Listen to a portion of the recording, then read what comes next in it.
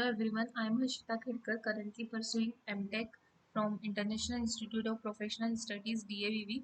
This video is a part of my assignment under the guidance of Dr. Shaligram Prajapat sir. In this video, we will discuss about the key areas. The key areas are key area 2 and key area 3. So let's start. Key area 2, relevant tools, standards and engineering constraints. Number 1, discuss the major provisions of a relevant law such as HIPAA or the EU Data Protection Directive.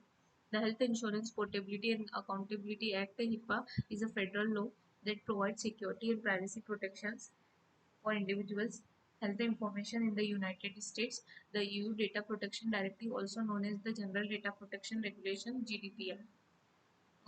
Major provisions of HIPAA include administrative safeguards. HIPAA requires covered entities, healthcare providers, health plans, and healthcare cleaning houses to implement administrative, physical, and technical safeguards to protect the confidentiality, integrity, and availability of electronic protected health information. Second is security standards. HIPAA establishes security standards for covered entities to follow to protect EPHI from unauthorized access, use, or disclosure. Privacy rules. HIPAA's privacy rule sets standards for how covered entities can use and disclose an individual's protected health information. Breach notification. HIPAA requires covered entities to notify individual and the US Department of Health and Human Services. Some of the major provisions of the EU Data Protection Directive includes the right to access. The GDPR gives individuals the right to access their personal information held by organizations. Right to be forgotten. The GDPR gives individuals the right to request the deletion of their personal information. Data breaches. The GDPR requires organizations to report certain data breaches to the relevant authorities and to affected individuals. Data Protection Officer. The GDPR requires organizations to appoint a data protection officer if they process large amounts of personal information. Data protection impact assessments. The GDPR requires organizations to conduct data protection impact assessments for processing activities that are likely to be result in a high risk to the rights and freedoms of individuals. Summarize intellectual property and export control laws affecting security, especially encryption. Intellectual property laws play an important role in information security, particularly with regards to encryption. Patents protect the inventor's right to exclude that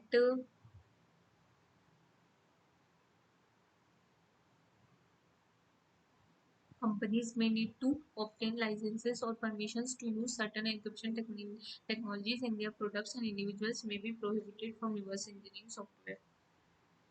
This include encryption software and related documentations which may be subject to copyright protection. The primary concern with export control laws is that encryption technologies can be used for military or illegal purposes. As a result, many countries have restrictions on the export of encryption technologies which can impact the ability of companies and individuals to use and distribute encryption software. Failure to comply with these laws can result in legal consequences, including fines and imprisonment. Third, articulate some challenges of computer forensics. Computer forensics is the process of gathering, analyzing, and preserving electronic evidence in support of an investigation. Some of the challenges include technical complexity. Electronic evidence can be stored on a variety of devices and in multiple formats, making it difficult to analyze and preserve. Data volume, the sheer volume of digital data that needs to be analyzed can be overwhelming. Preservation of evidence, electronic evidence can be easily altered or destroyed, making it essential to preserve it properly. Legal issues, computer forensics is subject to complex legal and ethical considerations such as privacy laws, data protection regulations, and admissibility of electronic evidence. Lack of standardization, there is a lack of standardization in the field of computer forensics, and it is challenging for investigators to use the same methods and tools to analyze electronic evidence. Expertise shortage. Computer forensics is a highly specialized field, and there is a shortage of trained professionals with the necessary expertise. Then key area 3, data security and integrity. Define confidentiality and integrity. Confidentiality and integrity are two important principles of information security. Confidentiality refers to the protection of sensitive information from unauthorized disclosure.